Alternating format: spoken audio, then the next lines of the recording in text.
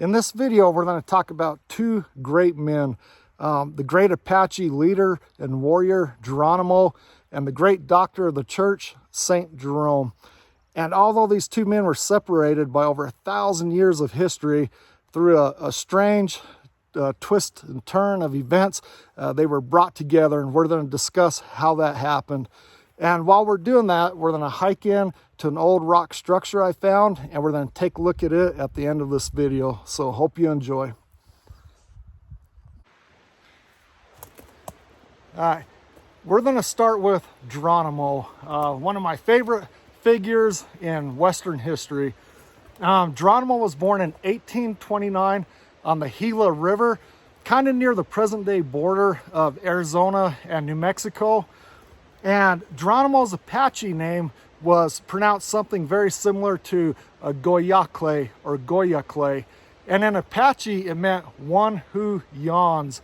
And this was a very fitting name for the young Geronimo because by all accounts, he lived a very ordinary Apache life. But this would all change when Geronimo was 21 years old. And him and a lot of the other men would be in a nearby Mexican village trading. And during that time, the Mexican soldiers snuck into his camp and they slaughtered his young wife, his 3 small children, and his mother. And this had a very devastating impact on Geronimo. He would later state in interviews that on that day, I lost all. Basically meaning everything he loved had been taken from him. And it's during that time when Geronimo swore vengeance on the Mexicans.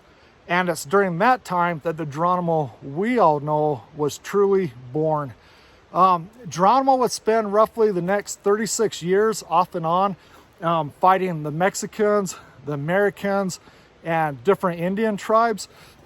And we all think of Geronimo as like a great Apache chief or something like that, but he really wasn't. He was known amongst his people most of all as being a great medicine man. He was a great spiritual leader, and those who followed Geronimo, they believed he had supernatural powers. One of these was they believed Geronimo could not be killed by a gun, killed by a bullet. And Geronimo was shot at many times, sometimes at point blank range. And one of the things he would do, he was very, very brave. And he would charge at his enemies, and he would go in like a zigzag pattern or kind of like a snake. And his enemies would be shooting at him. And then when he got close enough to his enemies, he would stab them with a knife. There was an account in 1894 at Fort Sill. There was a famous artist by the name of Eldridge Burbank, and Eldridge was doing oil paintings of Geronimo. And during this time, Geronimo started boasting about all of his battle scars. And so Geronimo took off his shirt and showed Eldridge all of his old wounds. Eldridge counted nearly 50 bullet holes and scars just in Geronimo's upper body alone. And some of these bullet holes had left like little craters in Geronimo's body. And Geronimo was kind of a joke. He was picking up little rocks and sticking in these holes. But no matter how many times Geronimo was shot at or shot, he was never killed by a bullet. They also believed Geronimo could cure the sick. They believed Geronimo could slow time. And what this meant was, say they were trying to escape the Mexicans or the Americans or something like that, and they needed a few more hours of daylight. It was believed that Geronimo could slow the movement of the sun and therefore slow time. They also believed Geronimo could alter the weather. So for example, say they were trying to flee the Mexicans and they didn't want to leave horse tracks where they could be followed. It was believed that Geronimo could make it rain and wash away those tracks. And one of the most interesting I find is they believe Geronimo could see events taking place far off. And there was a well-documented case of this. There was Geronimo and a bunch of his Apache warriors were out on a raid, and they were near their campfire.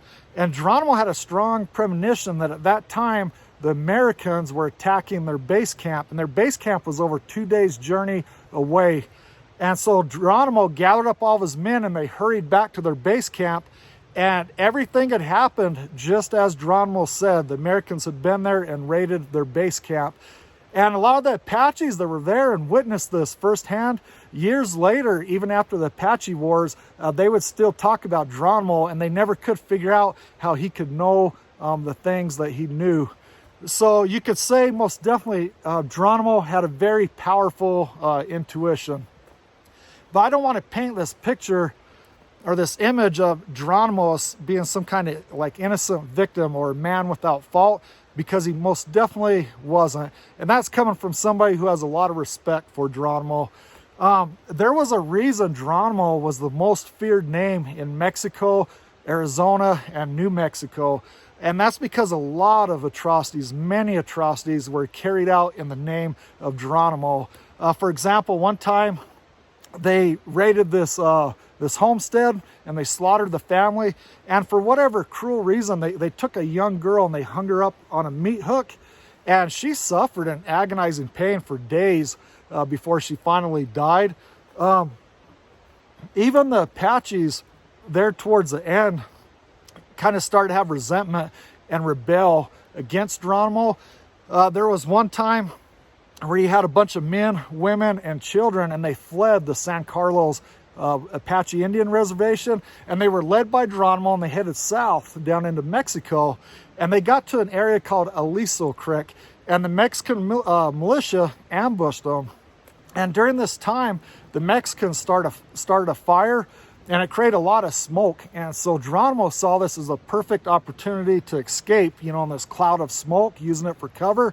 And so Geronimo ordered the women to kill their young. He wanted them to take their hands and smother their babies and kill them. And this way the young children couldn't cry out and give away their position to the Mexicans.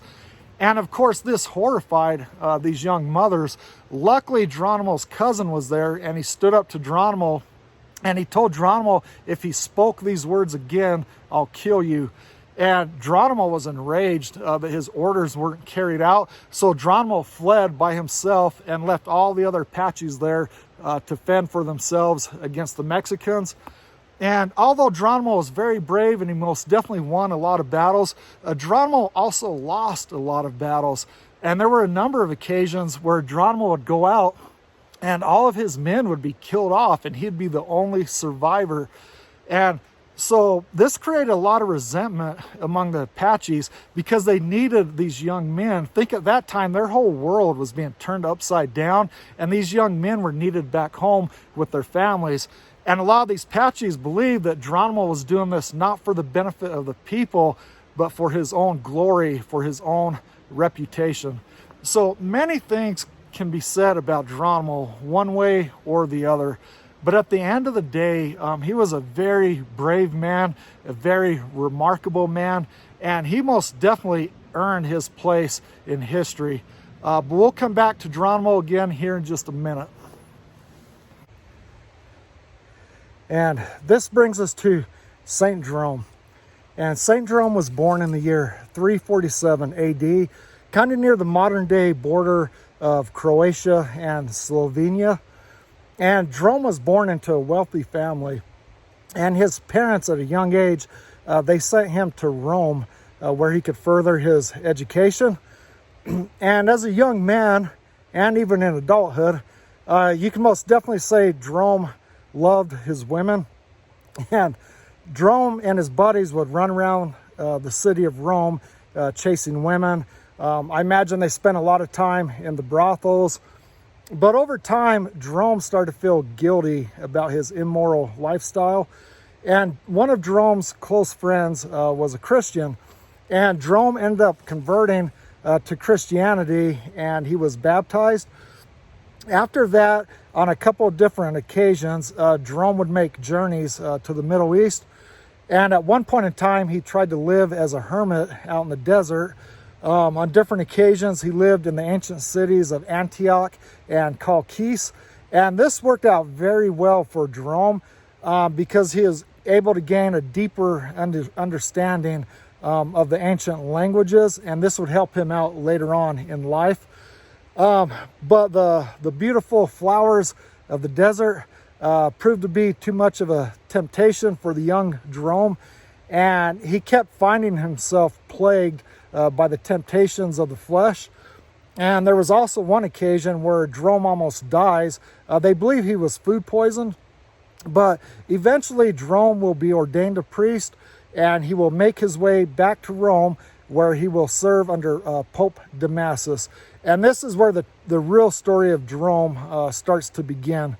So to imagine the world Jerome lived in, we have to go back and think of Alexander the Great. And Alexander the Great spread the Greek culture, Greek influence, and Greek language throughout the ancient world. And this is why most of your ancient religious texts are written in the Greek language. So for example, in the New Testament, the vast majority of the time when Jesus or the apostles are quoting something out of the Old Testament, they're not quoting a Hebrew version of the Old Testament. They're quoting a Greek version. It's called the Septuagint. And so then we have the fall of the Greek Empire, and out of the ashes rises the Roman Empire. And the Roman Empire spreads its influence and its culture and its language, which is Latin. So by the time of Saint Jerome, there were issues with this because a lot of your ancient religious texts were written in Greek. And by then, most people were reading and writing in Latin. And so there were less and less people who could understand the ancient Greek. Now, there were Latin translations of the scriptures, but most of them were very poor and they weren't done very well. And so what ended up happening, there's a lot of little twists and turns to this, but for simplicity, Pope Damasus, he wanted an accurate translation of the scriptures in Latin, something everybody would be able to read. He wanted it in the Vulgate, the vernacular, the common tongue. And Jerome was very brilliant. Everybody saw this. And Jerome had a very deep understanding of the ancient languages. So Jerome was commissioned with this task. And Jerome would end up dedicating around 23 years of his life to translate the entire Bible. And for Jerome, it was basically a work of love. He really fell in love with the work, and he was very good at it. Jerome would end up making his way to the Holy Land, and he lived in Bethlehem. And this way he could further study the ancient Hebrew text. And what's really cool is Jerome found this cave, and he ended up living and working out of this cave. And you can still visit this cave today. It's called the Cave of Saint Jerome. And just so you understand the importance of the work that Jerome did and its lasting impact on civilization, if you're watching like your favorite Viking TV show or something like that, you'll notice before the Vikings go in there and they kill all the priests and they kill all the monks, that these men would be sitting at a workstation and they would be making copies. Well, what these men were doing is they were making copies of copies of copies of copies of St. Jerome's Latin Vulgate. And this is how the Bible got carried on through Christian civilization for over 1,000 years before the invention of the printing press. And the oldest copy that's ever been found intact is called the Yarrow Codex. I'll throw up an image of it. And this dates back to around the year 700 AD in England. But this will give you an idea of the monumental work that Jerome completed. And Jerome was not perfect. Jerome definitely had his issues aside with the women. Jerome suffered from an explosive anger. He had a very bad temper and fits of rage. And there was no such thing as having like an honest or a friendly debate with Jerome or agreeing to disagree or anything like that. It was Jerome's, you either submitted to Jerome's belief system or Jerome would destroy you. And Jerome had a very wicked tongue, make no doubt about it.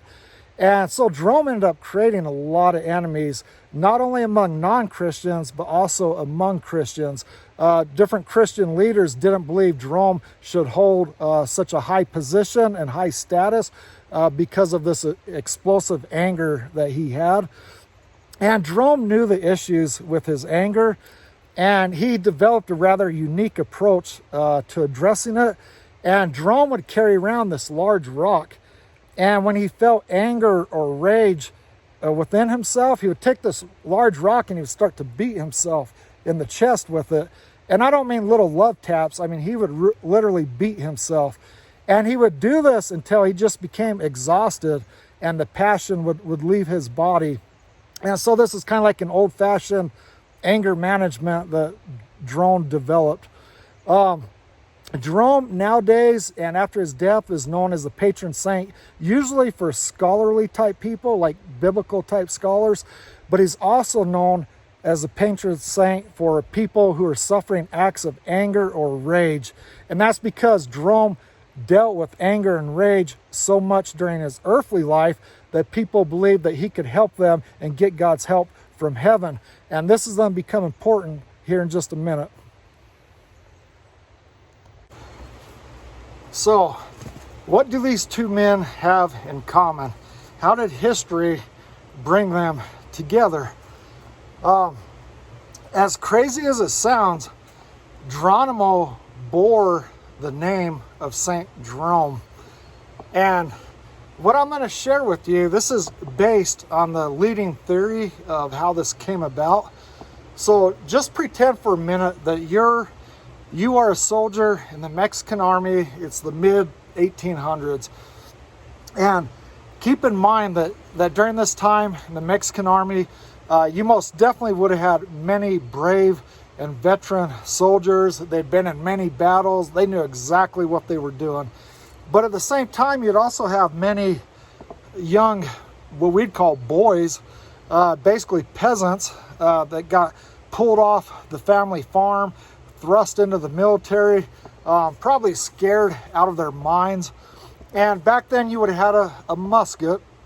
And with this musket, you may or may not have had a bayonet at the end of it. And with these muskets, these muzzle loaders, you only have one shot. That's it. And then you have to reload it. And now, speaking from personal experience, I own a black powder rifle.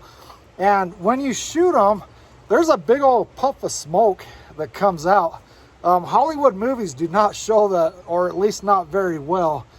And so you're marching along out in the desert with your fellow soldiers, and out of nowhere you're attacked by the Indians.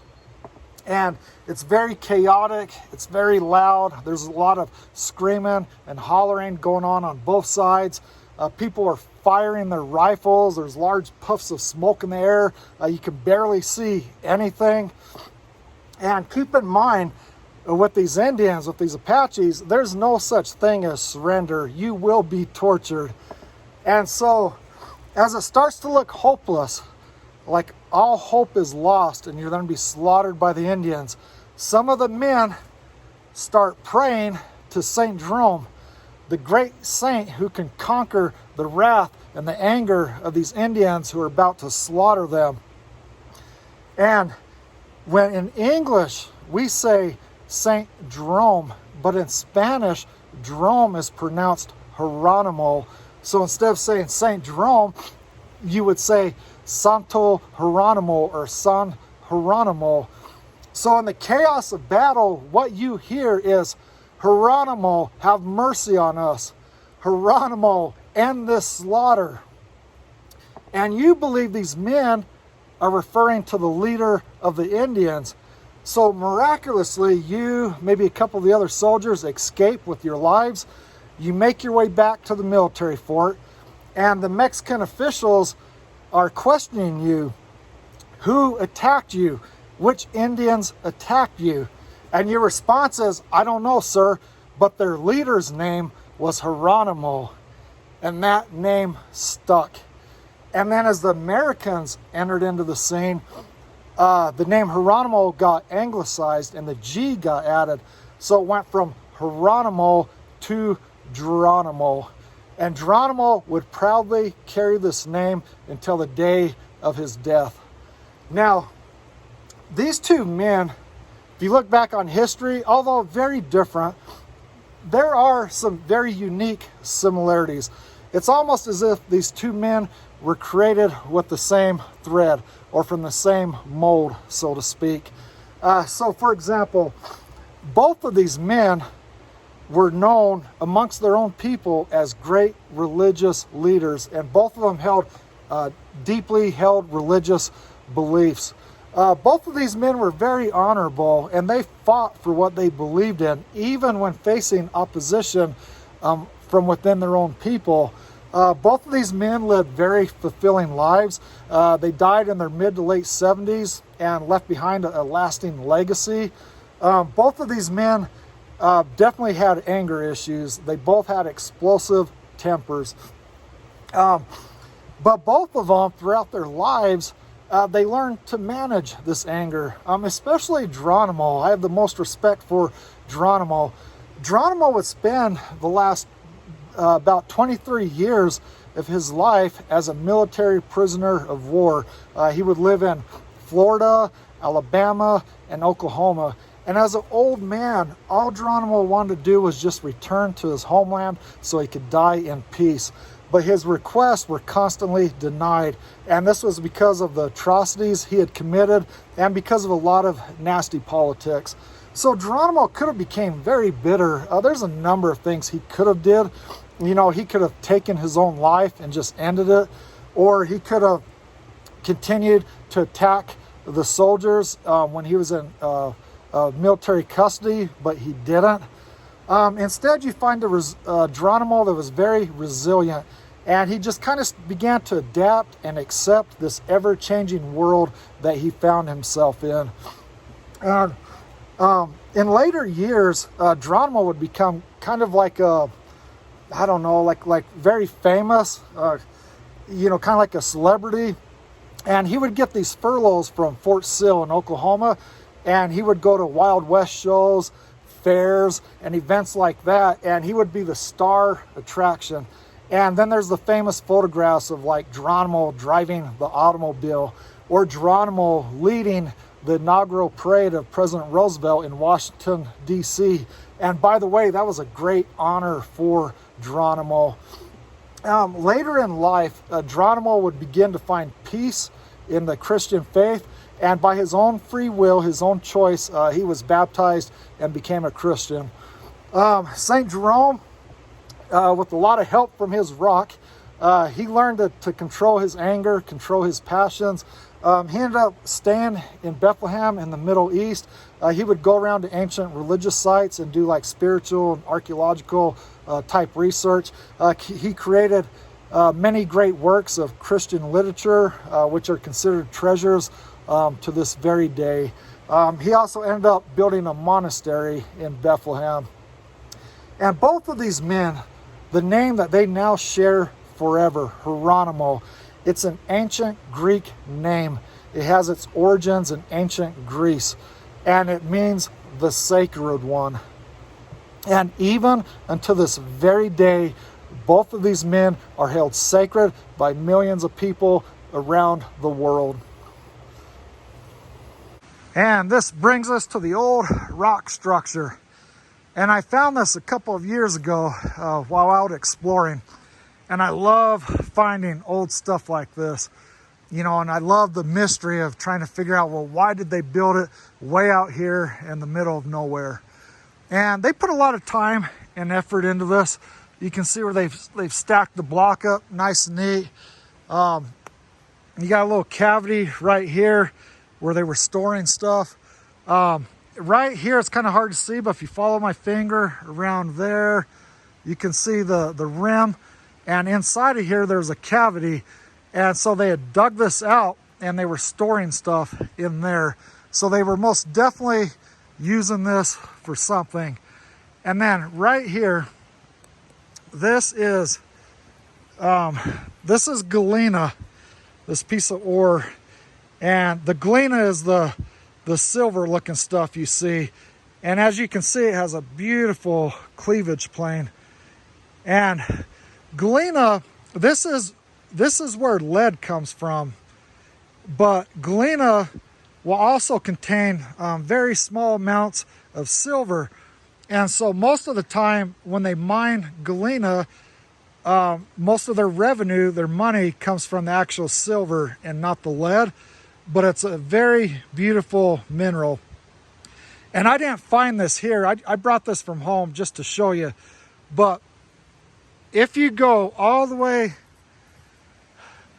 up this canyon, clear to the very top, and then there's a side canyon that'll take you to the right, and then you go up that canyon, and then there's another side canyon to the left. And if you go up that canyon, it'll take you to some old Galena mines that they were mining in the 1800s. And then if you go down the canyon from here, and about 20 miles away, there was an old town. And from here on down out of the canyon, you would be able to get a wagon in here. You know, it'd be very difficult, but you could do it. From this point up the canyon, there's no way going up the mountain you would never be able to get a wagon up there. And so what I'm thinking they were doing back in the 1800s at their Galena mine, these miners were bringing down all of their ore, and it probably took them all day and multiple trips, and they would stack their ore up right here in this area. And then they had buddies who would come from the nearby town with a wagon, and they would bring their supplies, their food, mining equipment, tobacco, probably some whiskey and stuff like that. Their buddies would drop off the supplies, and then they'd load up all this ore and take it back to town to sell. And that's just my theory, and I could be wrong, but I think that's what was going on right here.